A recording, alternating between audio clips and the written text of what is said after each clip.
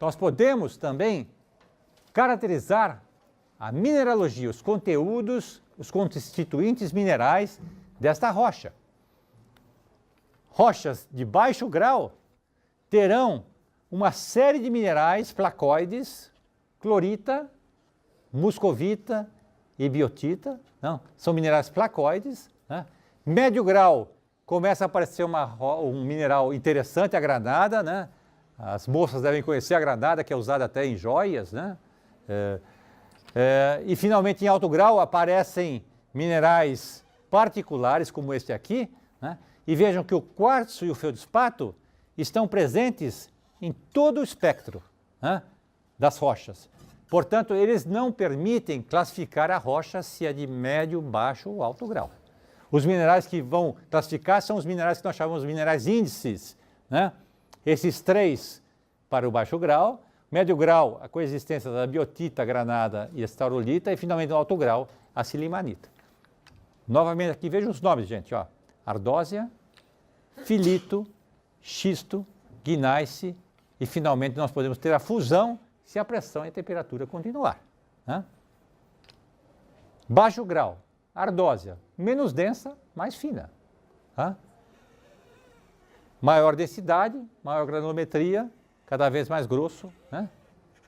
Mais grosso, maior alto grau, né? Portanto mais profundo, conforme aquele croquis que eu mostrei para vocês. Então, o material de baixo grau. Vocês devem conhecer a ardósia, né? Pisos de garagens, né?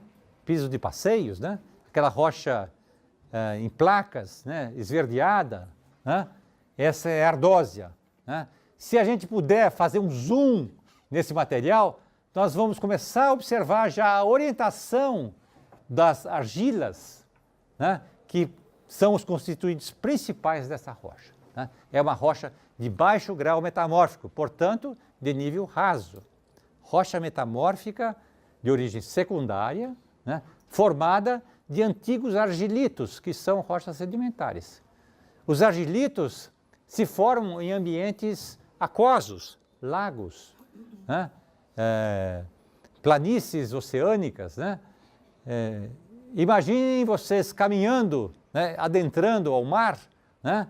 Naturalmente, na arrebentação, um material mais grosseiro, arenoso, né? A gente sente isso ao caminhar, né? À medida que nós vamos entrando, né, após a zona de arrebentação, o solo fica mais, aquelas areias são cada vez mais finas, né? Então, vamos fazer esse tipo de analogia. Quanto mais fundo estivermos, né, menos energia, né, menos pressão, né, e, portanto, nós temos materiais argilosos sendo depositados.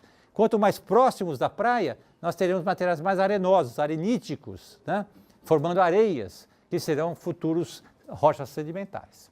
Ardósia, portanto, com argilas. Portanto, rocha de baixo grau metamórfico. Né? Progredindo na deformação e no metamorfismo. Estamos num ambiente um pouquinho mais profundo agora da crosta. Né? Rocha metamórfica chamada filito. Né?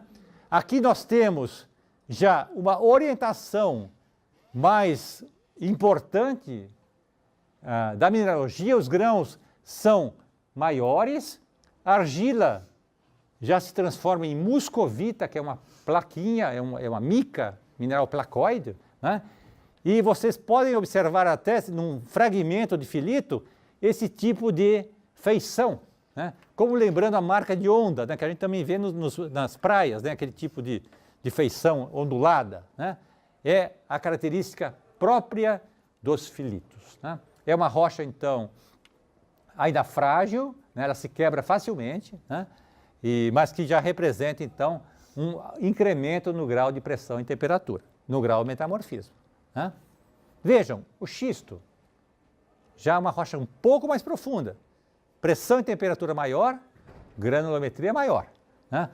A mica, né, torna-se predominante, né? Esse brilho sedoso, né, que a gente observa. Né? São os grãos maiores, típicos do xisto, né? Material xistoso. Né? todas essas três rochas, né, seja a ardósia, seja o filito, seja o xisto, tem ainda um componente primário de argilas.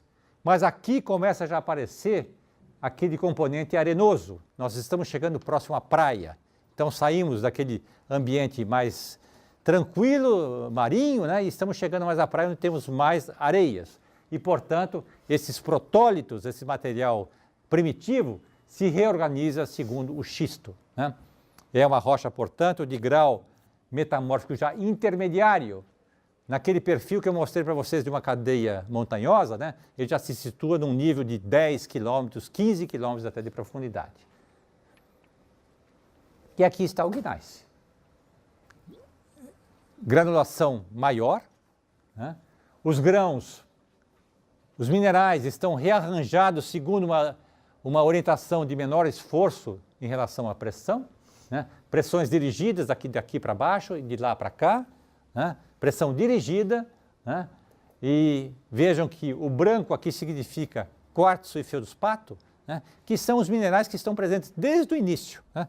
Vou voltar àquele slide que eu mostrei para vocês, aqui, ó. Aqui, ó. Vejam, o quartzo e o feldspato estão presentes em maior ou menor proporção, seja na ardósia, no filito, no xisto e assim por diante, né? Só que aqui os gneiss têm maior quantidade desses minerais. Aqui nós temos muito mais argila do que quartzo e feldspato, porque nós estamos num ambiente calmo, né, argiloso. À medida que nós estamos para o ambiente mais metamórfico, maior metamórfico, nós teremos então minerais mais grosseiros, né, como o gneiss que eu mostrei para vocês. Existem rochas particulares metamórficas, né? Como em qualquer regra tem as exceções. Uma delas é o famoso mármore. Mármore de Carrara, né? O mármore de tampos, de mesas, de pias, etc., né? É uma rocha particular porque ela só contém um mineral, carbonato de cálcio recristalizado, tá? E esta, então, mineral, não sei se vocês já conheceram, o mineral chamado calcita, né? É um mineral que efervesce, né? Carbonato de cálcio, né? A presença de HCl, né? E essa rocha recristalizada cria o mármore, né, que tem uma competência, né, uma dureza muito interessante que permite então modelar, né, Pietà e outras estátuas, né, são deste material natural que é o mármore, né. Os mármores então são antigas, vamos dizer assim, rochas lacustres ou de grande profundidade marinha, né, ou seja, ambiente muito calmo, de precipitação química, né, precipitando carbonato de cálcio, né, e esse material, então, eventualmente chega a regiões de alta pressão e temperatura por conta da tectônica de placas, né, e criamos, então, o mármore, né. Quero também, nesta aula, mostrar um pouco para vocês outras consequências do metamorfismo. Quer dizer, o metamorfismo induzido pela tectônica de placas não só transforma as rochas, né, como eu disse para vocês, filitos, xistos, gneisses, mas também essas transformações são acompanhadas por deformações, dobras, por rupturas, falhas, né, e com isso nós temos a formação de relevo. Ondulações, deformações e rupturas, movimentando verticalmente ou lateralmente as rochas, vão criar o relevo, vão formar as montanhas. Então, onde nós temos rochas metamórficas, nós temos também estruturas, como aquele belo slide que eu mostrei para vocês, aquela grande deformação, né? São, então, decorrência, novamente, de processos de tectônica de placas, como nas ilhas do Japão, Alpes, Himalaia e assim por diante, né? Vejam, deformações gigantescas, né? Isso tem escala continental, né?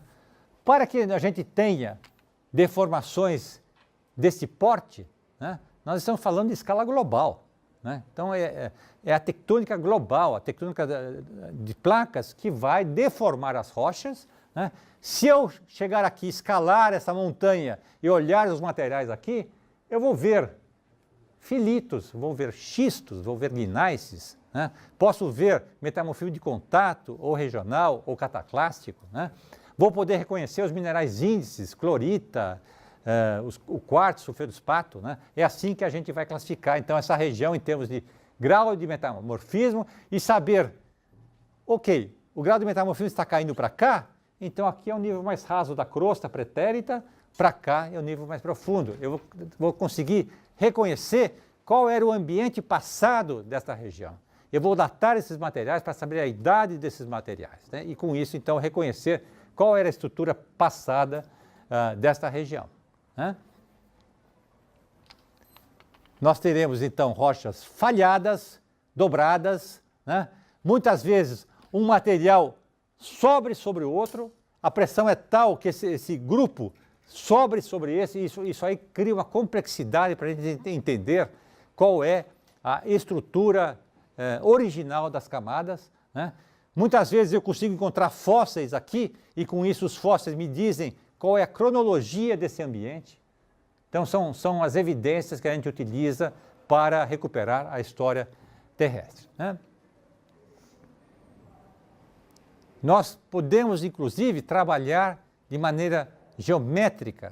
Os elementos geométricos dessas deformações, dessas estruturas, nos permitem, através de diagramas, recuperar qual era a direção da camada, o mergulho dessa camada, e com isso nós vamos trabalhar com várias regiões, mesmo que não sejam contínuas, e com isso criar um cenário na escala regional para poder entender melhor aquele terreno, né?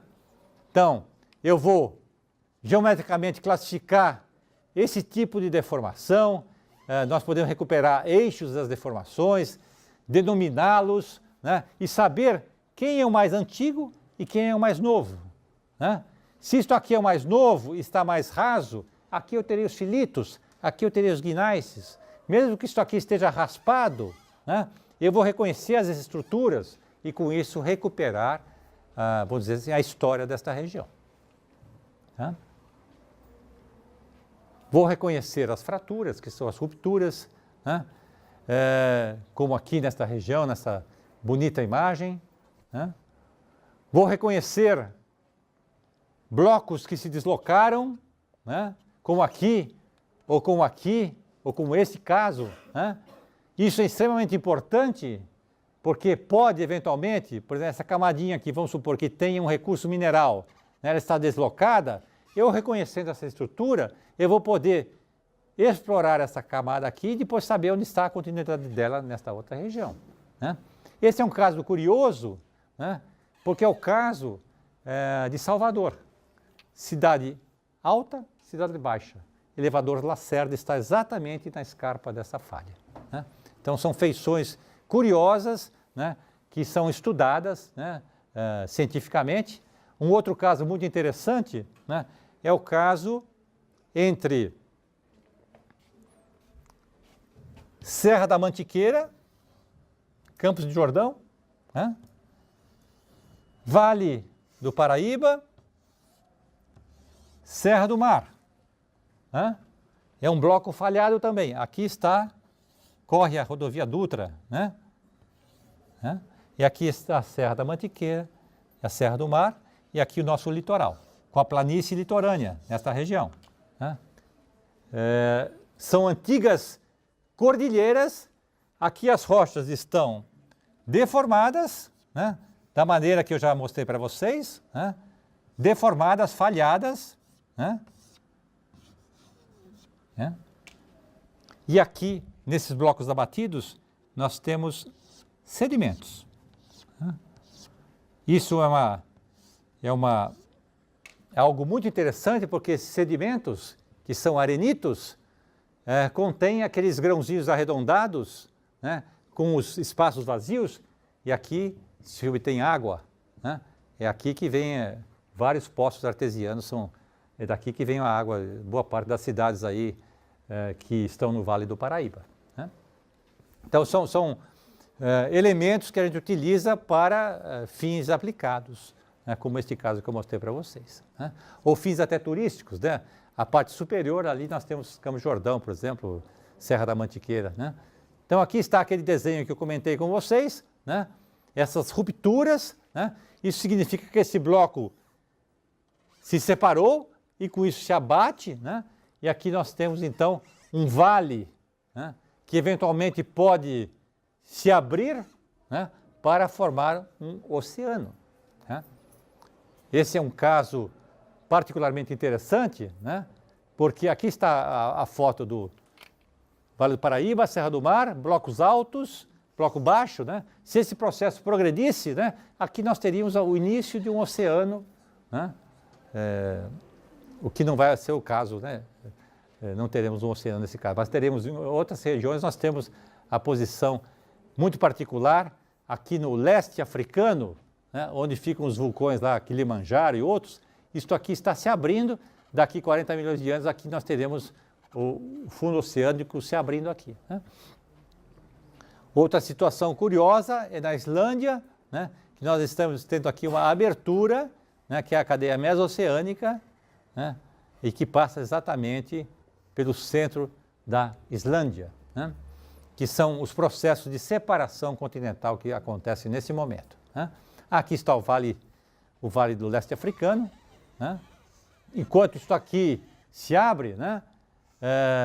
Aqui no Mar Morto, por exemplo, né? Está secando, isso aqui está subindo, e com isso nós temos o Mar Morto está morrendo de fato, né? E as águas estão extremamente salinas, né? E é usado até para aspecto turístico, né? Vejam aí, né? Tamanha quantidade de sal, né? Que as pessoas não conseguem afundar, né? Olha a quantidade de sal sendo depositada, águas extremamente salinas nesta região do Mar Morto. Né? Vamos dizer assim, a estrutura gigantesca da falha de San Andreas, onde o metamorfismo é dinâmico, né? Por conta do movimento da placa pacífica em relação à placa norte-americana, e nesta região, além de rochas metamórficas, nós temos essas feições retilíneas que são geradoras de terremotos. Vocês notam aqui, né, o traço da falha, né? Muitas vezes existe a mudança da própria drenagem por conta desses terremotos. Falha transcorrente ativa de San Andreas, na Califórnia, né? Uma das mais estudadas. Né? E nós temos outro tipo de estrutura muito interessante, que são essas falhas chamadas falhas de empurrão, em que a placa está subindo sobre a outra, e com isso nós temos então pacotes de rochas, né, sobre outros anteriores, né, justamente essa que é a nuance das transformações do relevo por conta da tectônica de placas. Né? Como aqui, né? Então nós temos um pacote, está subindo sobre outro, criando relevo aqui, como aqui vocês veem nessa foto, criando rochas trituradas que são decorrentes deste esforço compressivo. Ora, se nós temos pressão, muito mais pressão do que temperatura agindo sobre as rochas, nós estamos com aquele metamorfismo dinâmico, recordam-se? São 3 tipos de metamorfismo: dinâmico, termal, né, de contato, e metamorfismo regional, que é o mais importante deles. Né? Então, as evidências, quais são as evidências que nós utilizamos para detectar essas estruturas? Em primeiro lugar, minerais quebrados, pressão, quebrando os minerais, orientação dos minerais. Né? Esta feição aqui, né, minerais vitrificados, que nós chamamos de espelho de falha. Né? Muitas vezes nós temos lagos alinhados, né? A drenagem alinhada, sugerindo então a presença de estruturas lineares que são próprias desses limites de placas com falhamentos, como este caso aqui. Né? Bom, esse campo vamos dizer, de estudo em termos de geometria de estruturas, deformações, né? Ele se alia, como eu disse há pouco, com rochas metamórficas, mas ele é um campo que nós chamamos de geologia estrutural, ou geologia de estruturas, que tem grande importância econômica. Aqui está um exemplo, né, de estruturas como o pré-sal, né? Em que nós temos deformações das camadas, né? E as camadas mais porosas podem conter água, gás ou petróleo, né? E a determinação desse tipo de estrutura e do tipo de rocha presente nessas estruturas vai nortear perfurações e, com isso, exploração desse bem mineral, tá? Então, tanto gás, petróleo, como água estão associados com deformações, né? Essas deformações permitem, vamos dizer assim, o preenchimento de uma camada porosa por líquidos ou gás, e esses materiais ficam aprisionados por conta de uma outra camada sobrejacente que é impermeável, né? Então, o óleo, o gás não migra, né? E fica preservado nessas camadas. E com a perfuração, né, nós podemos obter, explorar esse gás, esse petróleo ou esta água, né?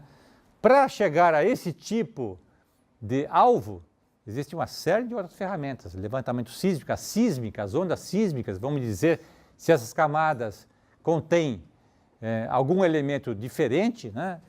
Por exemplo, camadas aquosas, né, com muita água, existe refração das ondas sísmicas, né? Ou mesmo impedem a passagem das ondas sísmicas, e com isso nós podemos mapear em profundidade como é a estrutura e, portanto, aí nós vamos estudá-la, né? Nós vamos tentar imaginar o ambiente em que essas rochas se formaram, né? Nós vamos tentar observar as rochas para verificar essa questão, se a rocha é monominerálica, se tem um único mineral ou tem outros minerais, se as rochas exibem orientações que sejam de materiais finos ou mais grosseiros, né? E com isso nós vamos tentar chegar a uma classificação, né, em que nós vamos identificar qual é o arranjo dos minerais, qual é a mineralogia dessas rochas, né, qual é o nome da rocha, né, e qual é a rocha primária, a rocha parental, o protólito desse material. Eu dei alguns exemplos aqui. Por exemplo, as ardósias, os filitos, são rochas finas que provêm de argilitos, de argilas, né? Os xistos provêm de arenitos, né? Os guinais podem prover de vários tipos de rocha, granítica ou outra, né? Nós vamos tentar chegar a um quadro desse tipo, em que nós vamos classificar a intensidade do metamorfismo, né, em termos de baixo grau, vai ser algo relativo que nós vamos fazer. Baixo grau, médio grau e alto grau. Baixo grau é ardósia, aquele material que eu mostrei para vocês. Alto grau é o xisto ou o gneiss. Então vamos chegar a algo relativo. Vamos dizer quem é mais grosseiro, vamos dizer esse é mais alto grau do que este, né? Nós vamos tentar chegar, então, a dizer se a rocha é orientada ou não. Um exemplo de uma rocha maciça que eu mostrei para vocês é o mármore ou o quartzito, né? E as rochas orientadas são ardósia, xisto, gneiss e filito, né? Vai ser uma classificação muito expedita, mas que vai permitir a gente dialogar. Serão grupos de 5 ou 6, e com o manuseio desse material, com a nossa ajuda, nós vamos tentar chegar a esse tipo de classificação.